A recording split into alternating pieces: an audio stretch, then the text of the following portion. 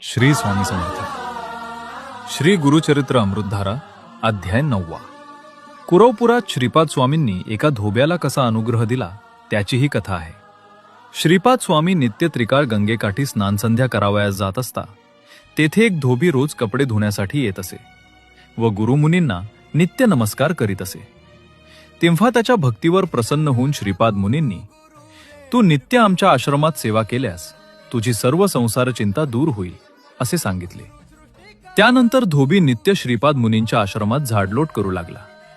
एके दिवशी गंगेकाठी आलेल्या राजाचं ऐश्वर्य व वैभव पाहून धोब्याच्या मनात वासना व लालसा निर्माण झालेली पाहून श्रीपाद मुनींनी, तू राज्यभोग उपभोगून शेवटी माझ्या नृसिंह सरस्वती अवतारात माझी भेट घेशील असा आशीर्वाद दिला. वासना ही जन्मजन्मांतरी मोक्षप्राप्तीच्या आड येते असे धोब्याला सांगून पुढे आश्विन द्वादशीला मृग नक्षत्रावर श्रीपाद स्वामी निजानंदासाठी गंगेत अदृश्य झाले. परंतु भक्तगणांना आजही श्रीपाद प्रभू कुरवपुरात दर्शन देतात. श्री गुरु दत्तात्रेयार्पणमस्तु.